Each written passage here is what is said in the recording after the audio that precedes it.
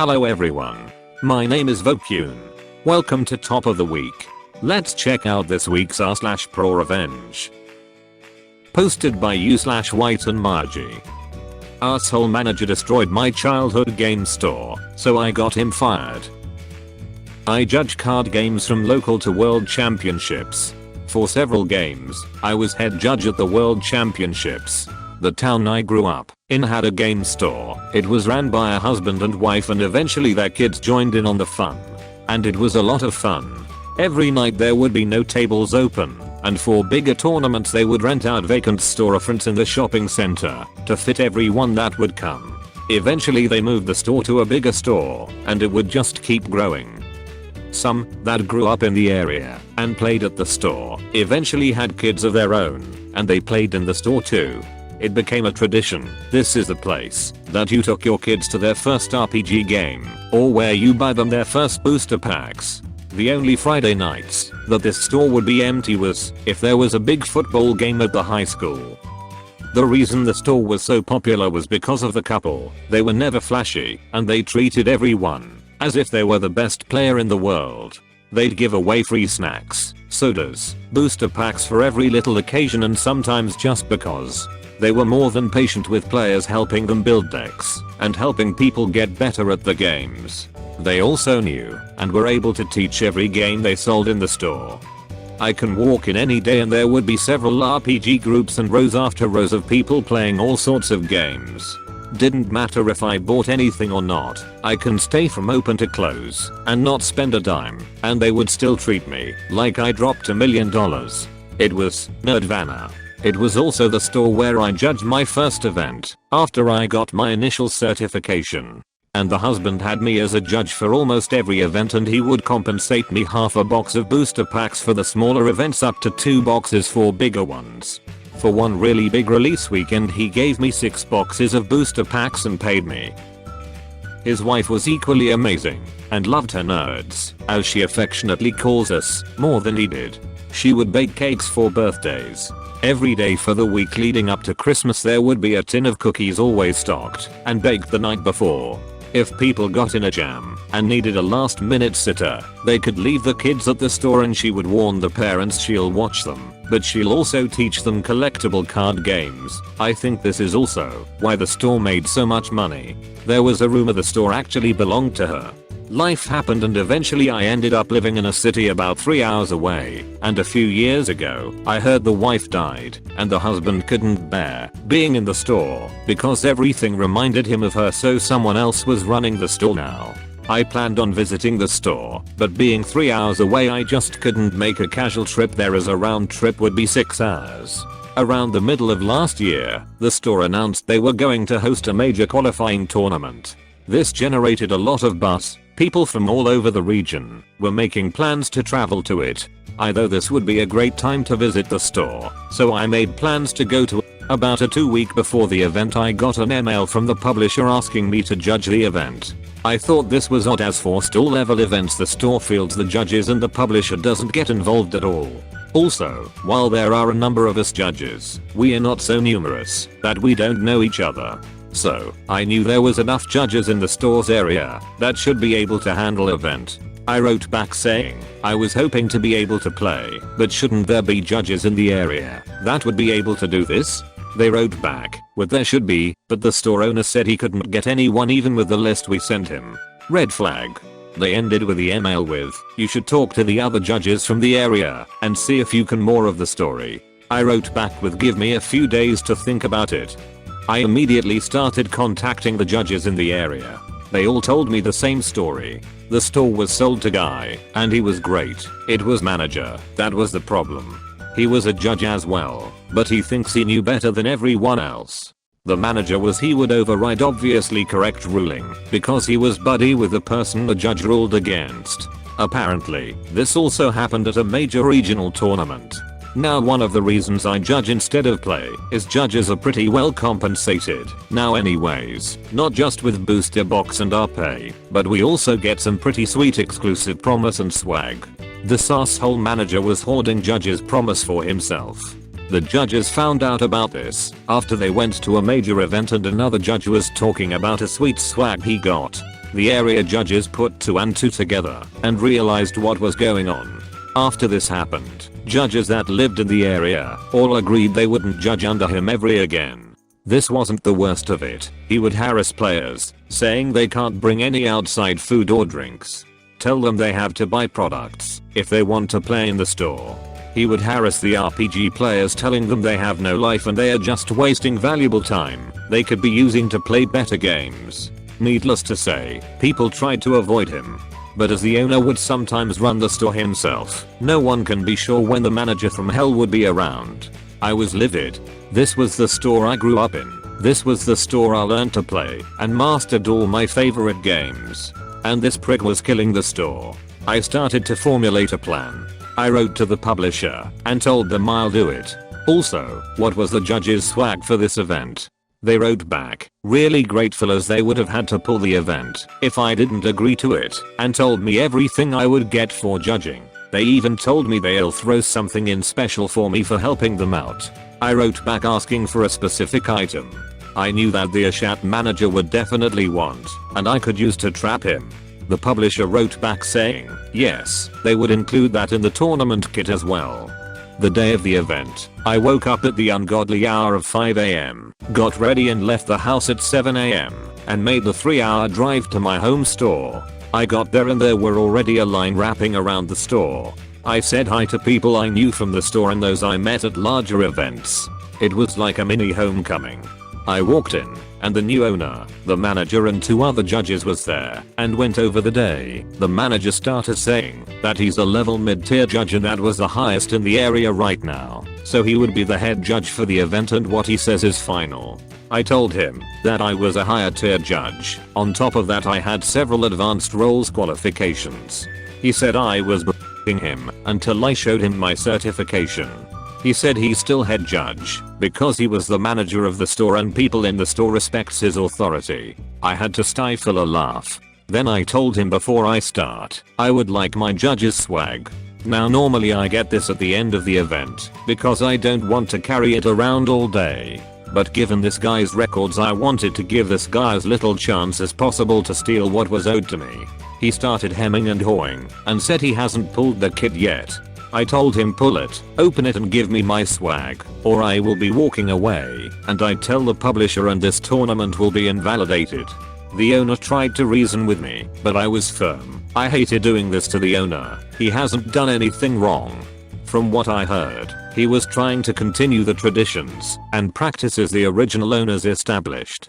But I knew I need to be an asshole to save the store's community from the manager. The manager finally came out and gave me my swag. I looked it over and I knew this wasn't everything that was promised to me. And I said as much. Then I pulled the email from the publisher that listed everything I was supposed to receive including the special swag. The manager said he couldn't find it all and the owner begged me to wait until the end of the event so he can make it right. I stood firm and demanded my stuff.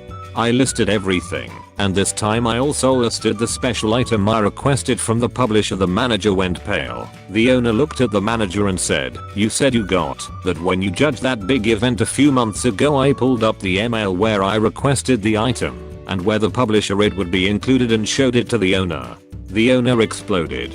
He demanded to see the entire packing list for the kit, and sure enough my promised item was in there. Then I told the owner everything the other area judges told me, and the owner got redder and redder. Finally, I told the owner and manager that, unless I get the items I was promised by the publisher, I would call the police and report the theft. Then walk out and make sure everyone outside knew what happened. The owner demanded the manager give me what was owed to me.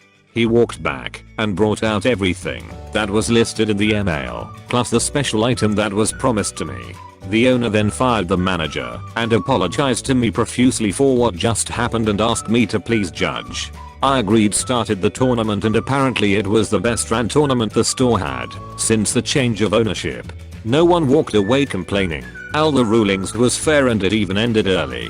When I got home, I sent an email to the publisher with the tournament report as well as an explanation as to what happened. I also sent a long email apologizing to the owner for my shitty behavior. The owner wrote back saying he understood why I did it, and he was actually grateful I was able to help him see the truth. The fallout.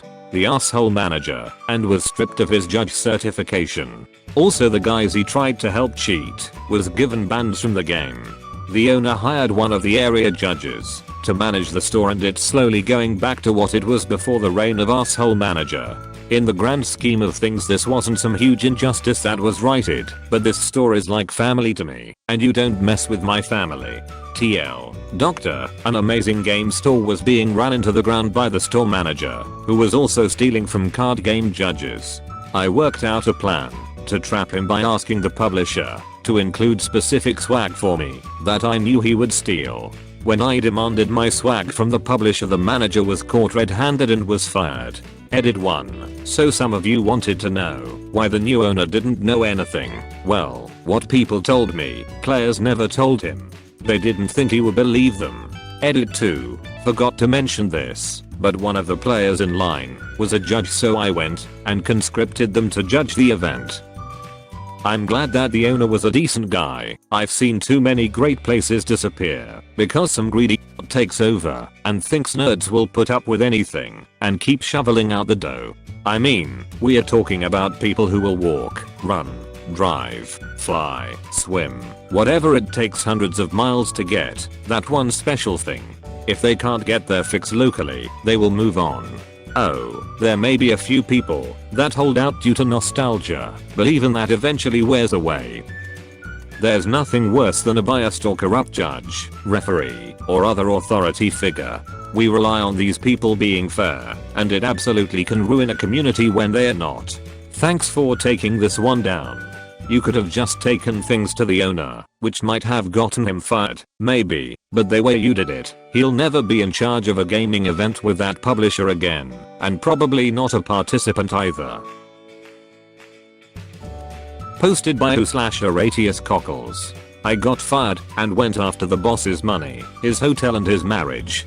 Back when I still was in university, I used to work for a hotel to make ends meet. When I started, the hotel very urgently needed new personnel. So I cut a deal with the old owner about getting to choose and pick shifts, so I could visit my courses and exams. Speaking some extra foreign languages, I also got a little bonus each month on top. The old owner was a great guy. He owned multiple hotels, so I rarely saw him. But when he was in the house, he always made a point to have drinks with the staff, chat with us, and if we were free, he even invited those of the front desk to fancy restaurants who were not on shift. Fast forward. I had worked in the hotel for a few years now and was nearing the completion of my studies. So it wouldn't have been an eternity until I had to quit anyway, as I was of course more interested to work in my field of study. As part of my deal with the old owner, I mostly chose to work night shifts, allowing me to visit my courses at university during the day. To make up for my privileges, I had picked up the habit of doing some extra work in the dead of night other shifts would normally have to do, when I on contrast cold sat around and stared at the walls. People were grateful for the help in the beginning, and we became a rather tight-knit group. But over time people rotated in and out. When the old owner retired and his asshole of a son took over the business as the new owner, I already feared the worst. The new owner didn't like me very much. I never found out the exact reason for that one. I was at that point nearly the sole veteran left from when I started. Among the tasks I had taken on was doing light clerical tasks to ease the manager's job in the morning. For that, I generally had to use the Manger's network account. One night while doing my lists, I logged into the Manger's account and email to do my job. Then I saw an email with my name in the subject line. I know it is not nice to snoop, but of course, I read it. Turns out the new owner wanted to get rid of me. I still had my old employee contract with the bonuses for foreign language abilities and was allowed by my contract to pick and choose shifts. I can only assume these privileges are what made the new owner hate me. No idea if he had other reasons, because to be honest these seem very weak to me. But he couldn't fire me without cause. On top of that, I would be owed severance if fired. And generally, there were not enough bodies in the shift rotation without me. Though the new owner didn't seem to understand that point, as the emails told me. I looked for more email concerning me and found them. There was an email chain between some of the employees, the manager and the new owner. I was of course not CC'd as I was the hated topic. The employees didn't like me hogging the night shifts because those paid better, and for every night you worked you got paid the night bonus. The manager was the only one rather neutral on the matter and just curbed their enthusiasm to get rid of me, as they needed me to be fully staffed. The new owner and my colleagues actively conspired to make a hostile work environment so I would quit of my own volition. I was furious. I thought about a variety of reactions, from egging their cars to burning down the hotel. But I settled on a less crazy method of revenge. I called my uncle at 2 AM asking for advice. My uncle is a lawyer, so for sake of proof, I forwarded myself all the emails. I made photos, printed them out, made copies and filmed the whole deal just to be sure. My uncle told me to sit tight and see if things got worse or if it was just bluster. And so I gave it a few days. And things did take a turn. Snide remarks about my looks, clothing and so on were only the tip of the iceberg. Some of the colleagues were just as professional as before.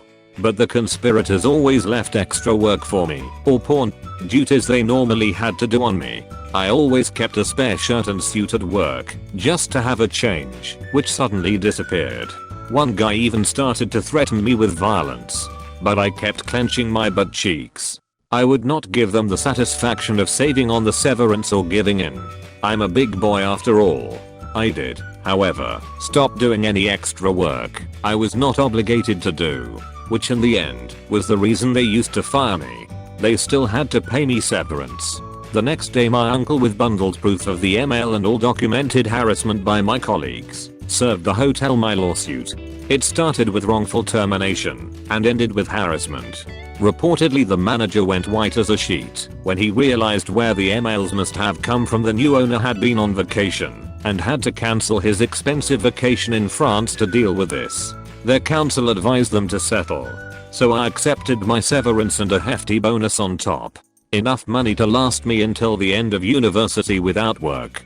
But that was not all my revenge. I had gone after the new owner's money. But in the next step, I went after the hotel. I had used all the spare time during night shifts alone to document every last violation of city, county, district, state and federal law I could find. That went from minor things like some harmless mold under the kitchen sink to substantial violations like modifications to the building. The building was under a limited form of historical protection by federal law, on the ground of being built and inhabited by somewhat important historical figures a few hundred years back. So every renovation or change in floor plans needs to be signed off on by a committee, which can take ages. There is also a grant paid to the new owner by the government for keeping the building intact as is. So with my uncle's help, I sent documentation of every violation I could find to the corresponding agency. In 1 month everything from health, building code, fire safety to the finance and work police crawled over the hotel. In the end, it was the building and fire inspectors that shut the place down. The new owner had done substantial renovations to the top floor luxury apartments, which he used when he was in town. So the new owner had to pay back the grant, pay fines for unauthorized alterations to the building, endangering his guests, because something wasn't built right according to fire code, and had to close down shop until the building was fixed. I also tipped off a friend who had studied journalism and worked at a local paper. The paper ran an article on all the violations accumulated, which tanked the business once it had reopened, as the newspaper article had led to horrible reviews. In the end, to afford all the fines, repayments and building cost, the new owner sold the hotel. As the cherry on top, all the assholes who had tried to harass me out lost their job. Granted, the people who didn't do anything to me lost their jobs too, but didn't do anything to stand up for me or help me either. So I don't feel too much remorse. And the revenge cherry on top was that the new owner, whenever he was in town, used to bring home escorts, which in my country is not illegal, but he was married. It took some doing to get that information to the new owner's wife. But one of my former colleagues, who had quit before this had all happened, had her email. So I let her know what the new owner was up to when he was out of town. I don't know what exactly happened, but they did divorce in the end. Make of that what you will. TL. Doctor, new boss dislikes me. I wait until I get fired to sue him for encouraging other employees to make my life miserable, so I'd quit. I take my severance and a hefty settlement. Then I send proof and a list of violations that the hotel is not up to code to the according agencies. The hotel gets shut down. To pay for fines and to get it back up to code, hotel needs to be sold. Arsehole colleagues lose their jobs.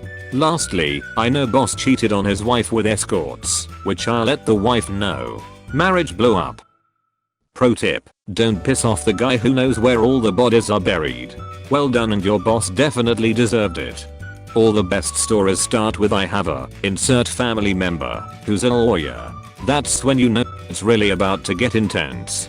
Okay, this seems more r/nuclear revenge actually. Also, remind me to never piss you off. Feel bad for the old owner. All his hard work came crumbling down due to an ashat of a son. The old boss had retired, and as part of retirement had transferred all 4 hotels in his possession to his son. He still owns the other 3. Well, that's all for today. Thanks for watching. If you enjoyed, don't subscribe. No matter what, don't click the subscribe button. Also, don't click the thumbs up icon or comment below. Those things are for people who do those things. Glad I could make sense today. Have a good one.